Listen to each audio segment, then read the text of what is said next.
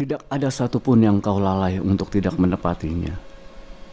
Bagian kami adalah mempercayai Tuhan dan hidup menurut jalan-jalan-Mu, supaya janjimu boleh tergenapi dalam hidup kami. Ajar kami menjadi orang Kristen yang punya iman yang benar, yang punya pengetahuan yang benar, supaya kami ya Tuhan tidak disesatkan, supaya kami ya Tuhan tidak takut dalam menghadapi hidup ini, tetapi mengerti apa kehendak Tuhan dalam hidup kami. Urapi setiap kami, sucikan dan kuduskan setiap kami, biar siang ini tidak menjadi sia-sia. Kami datang dengan sikap hati yang benar, hati kami jadi tanah yang subur. Benih firman Tuhan tertabur, bertumbuh dan menghasilkan buah. Urapi hamba-Mu yang tidak ada apa-apanya dalam mengeksegese dan mengeksposisikan firman-Mu. Urapi setiap kami. Dalam nama Yesus bersama kita katakan, amin. Haleluya, puji Tuhan. Menyikapi apa yang terjadi belakangan ini, saya orang yang percaya bahwa gereja harus menjadikan jawaban setiap permasalahan dunia. Gereja harus menjadi sumber dari ketika orang benar menghadapi tantangan. Gereja harus memiliki jawaban. Oleh karena itu pada siang ini yang Tuhan taruh di hati saya. Saya percaya pasti akan memberkati saudara pada siang ini. Artinya perlindungan yang ajaib luar biasa yang Tuhan dapat berikan kepada saudara dan saya yang mengasihi Dia. Katakan amin saudara. Karena saya mau bilang, kalau saudara berlindung di balik uang saudara ada batasnya. Kalau saudara berlindung di balik koneksi saudara juga ada batasnya. Kalau saudara berlindung di balik pengalaman saudara, pengalaman kita bisa bohongin kita. Pelindungan yang aman, satu-satunya tempat yang paling aman dalam hidup kita adalah berada dalam perlindungan Tuhan. Kita akan belajar dari salah satu mazmur yang banyak dikutip oleh orang Kristen.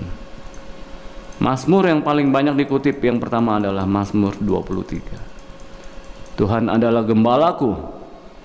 Dan yang kedua adalah Mazmur 91 atau Mazmur emergency. Mazmur 911. Kita akan sama-sama baca ayat ini. Kalau saudara mengerti bahasa Ibrani setiap huruf-hurufnya ada gambar-gambar yang mewakili setiap huruf-hurufnya, saudara. Mazmur 91 adalah yang paling banyak ada gambar pedangnya. Jadi Mazmur ini para teolog sepakat, ini adalah Mazmur peperangan. Ini adalah Mazmur emergency. Mari kita baca Mazmur 1 sampai 16. Baca saling berganti ya. Dalam lindungan Allah, orang yang duduk dalam lindungan yang maha tinggi dan bermalam dalam naungan yang maha kuasa. Ayat 2, akan berkata kepada Tuhan, tempat pelindunganku dan kubu pertahananku, Allahku yang kupercayai. Ayat 3, sungguh Dialah yang akan melepaskan engkau dari jerat penangkap burung, dari penyakit sampar yang busuk. Ayat 4, dengan kepaknya Ia akan melindungi engkau. Di bawah sayapnya engkau akan berlindung, kesetiaannya ialah perisai dan pagar tembok. Ayat 5, engkau tak usah takut terhadap kedahsyatan malam, terhadap panah yang terbang di waktu siang. Ayat 6, terhadap penyakit sampar yang berjalan di dalam gelap, terhadap penyakit menular yang mengamuk di waktu petang. Ayat 7, walau 1000 orang rebah di sisimu dan 10.000 di sebelah kananmu, tetapi itu tidak akan menimpamu. Ayat 8, engkau hanya menontonnya dengan matamu sendiri dan melihat pembalasan terhadap orang-orang fasik. Ayat 9, sebab Tuhan ialah tempat perlindunganmu yang maha tinggi, telah kau buat tempat perteduhanmu. Ayat 10, malah petaka tidak akan menimpa kamu dan tulah tidak akan mendekat kepada kemahmu.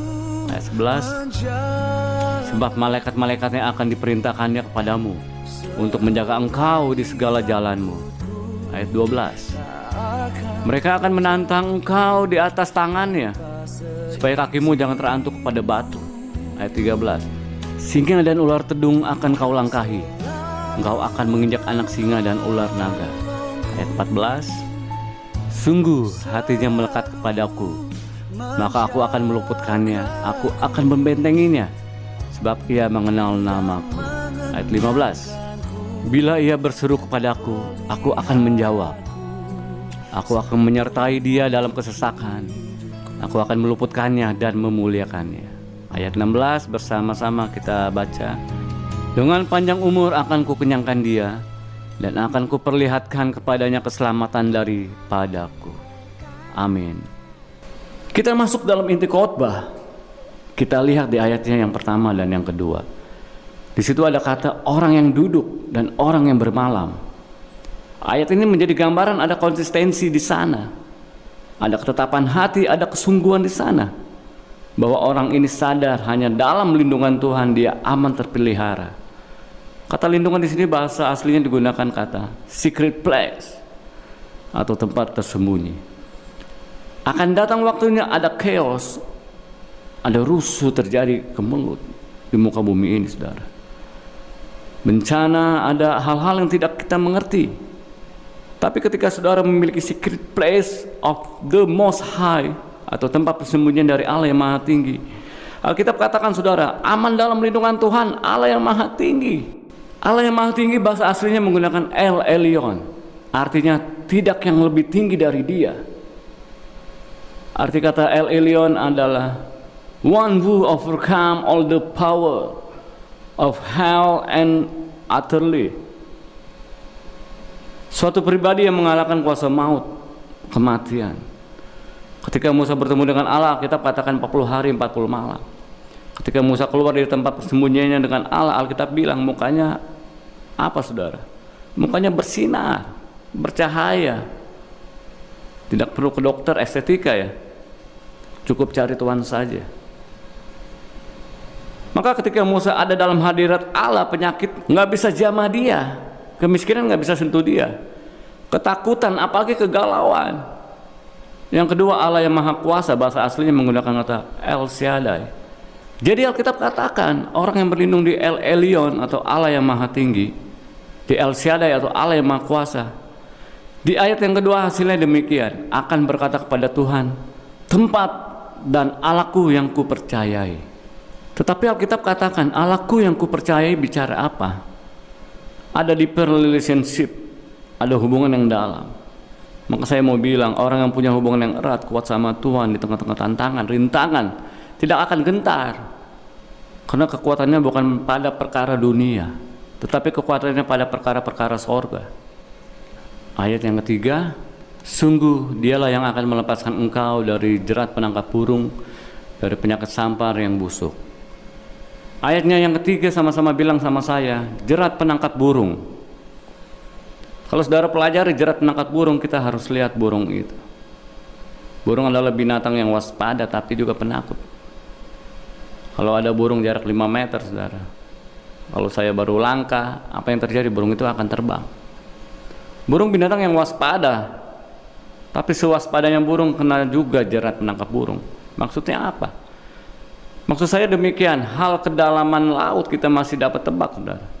Tapi kedalaman hati manusia kita nggak bisa pernah tahu. Ada orang di depan kita senyum, tapi di belakang rancangkan yang buruk sama kita. Ada orang yang kelihatan yang ngaku sahabat kita, tapi di belakang bangun rumor untuk jatuhi kita.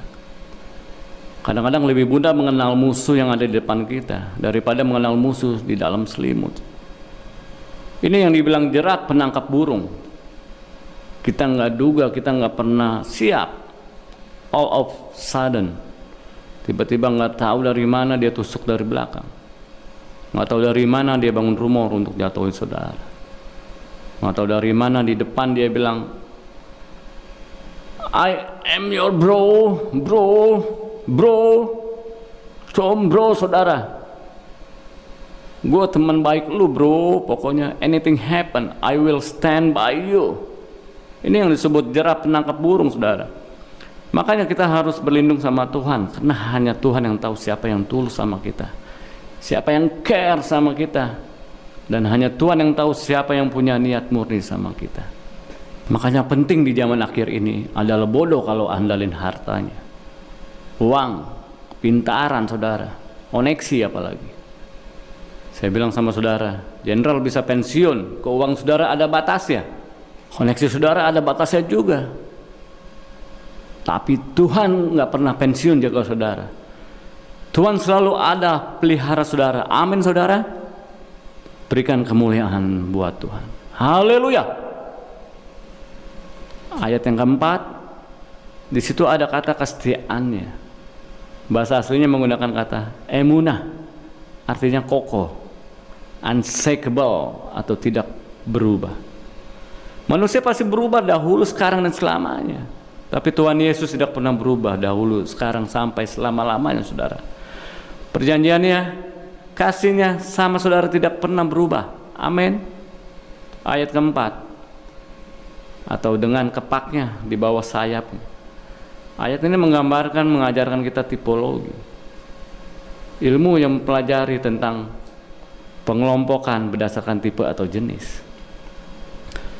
Bahwa Yesus atau Allah menggambarkan dirinya sebagai induk burung, saudara sebagai anak-anaknya. Dengan kepaknya dia akan melindungi saudara, dengan sayapnya dia akan tudungi saudara. Ayat yang kelima dan keenam, ini alasan mengapa kita harus berada di dalam hadirat Allah. Ini kita harus lihat terjemahan versi King James-nya. Don't solve for the terror by night. Kedahsyatan malam, bahasa aslinya menggunakan kata teror. Bukankah betul sekarang teror ada di mana-mana? Kalau kita pergi ke bandara saat ini, kalau dibanding sama 10 tahun yang lalu, sangat berbeda, saudara. 10 tahun ke bandara enggak seketat ini. Benar ya, saudara ya? Nor for the pestilence. Pestilence itu adalah penyakit sampar, atau dikatakan destruction. Itu adalah kehancuran. Di situ ada kata malam, saudara, terhadap panah yang terbang di waktu siang, terhadap penyakit sampar yang berjalan di dalam gelap, yang mengamuk di waktu petang. Jadi namanya gelap, malam, siang, petang, anak panah, sampar, yang namanya penyakit menular, bukan hanya terjadi di siang hari, tapi 24 jam bisa terjadi sama kita. Saya akan bagi ya, saudara,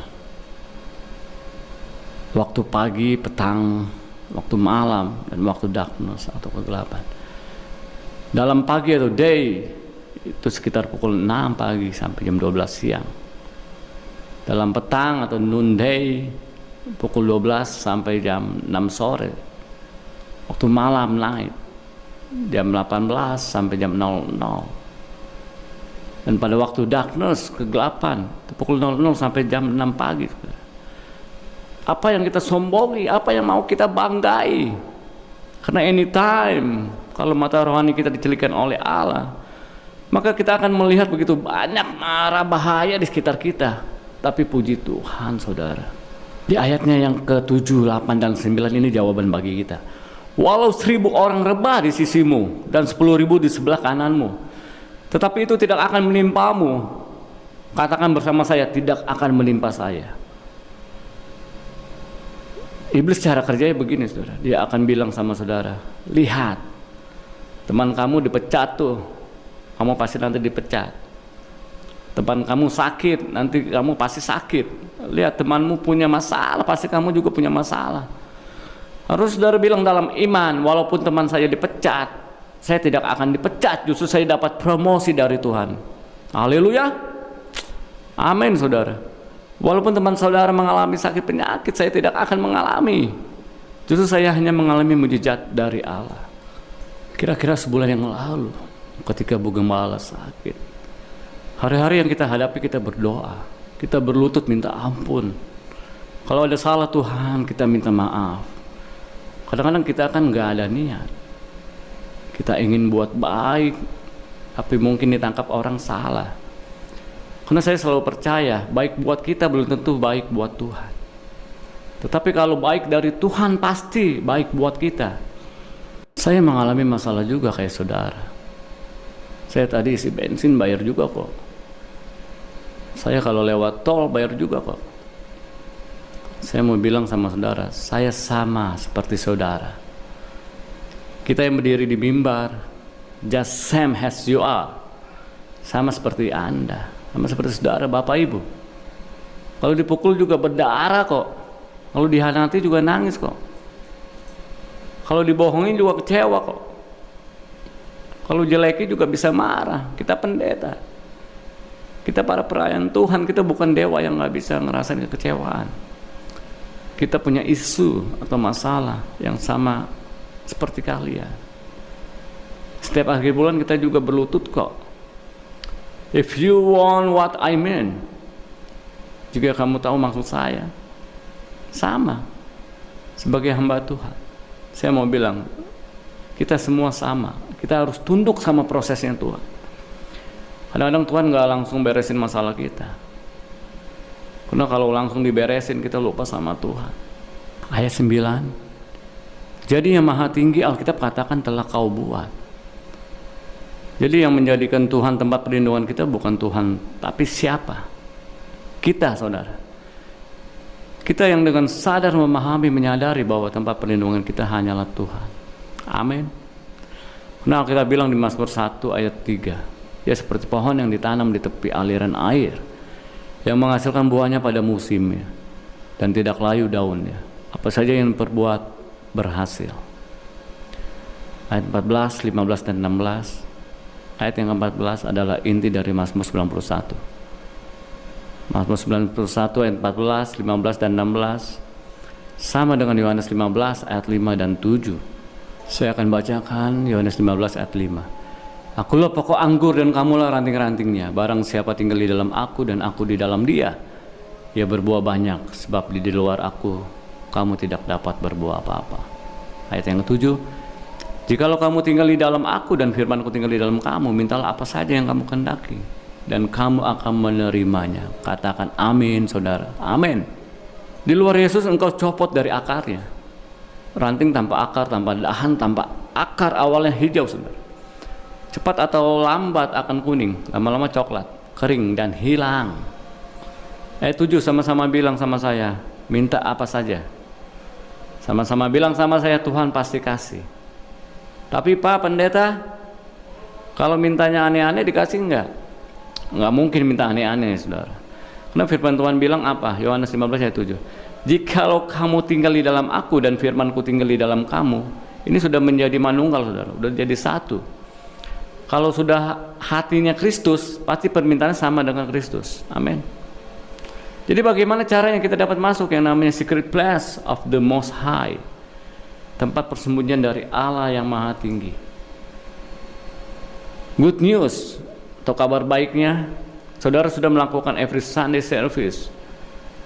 Setiap saudara datang ke GB Pulau Gebang, saudara sudah melakukan setiap minggu pertama, yaitu apa?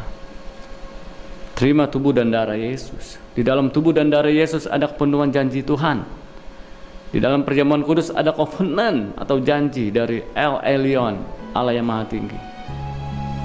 Kalau saudara baca di Keluaran 15, El Shaddai itu ada di Keluaran 18. Di antara pasal 15 dan 18 ada pasal 16 dan 17. Apa itu di situ? Saudara nanti akan baca sendiri. Tuhan buat covenant atau perjanjian dengan Abraham. Tuhan buat perjanjian dengan darah. Aku jadi Allahmu dan kamu jadi umatku. Setiap kali kamu berseru, aku akan menjawab engkau. Dalam Wahyu 6 ayat 6. Dan aku mendengar seperti ada suara di tengah-tengah keempat makhluk itu berkata, cupak gandum sedinar dan 3 cupak jelai sedinar. Tetapi janganlah rusakkan minyak dan anggur itu. Jadi dalam Wahyu 6 ayat 6 keseluruhan ayatnya ada 7 materai di akhir zaman yang akan dilepaskan. Materai yang pertama adalah seorang pria berkuda putih dengan mahkota dengan panah. Gambaran dari Yesus. Panah adalah firman yang akan menerobos setiap hati. Materai yang kedua kuda merah padang. Ambil damai sejahtera.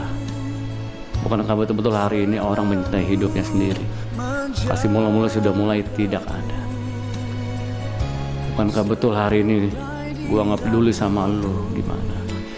Yang penting perut gua kenyang. Kalau perlu gua sikat lu.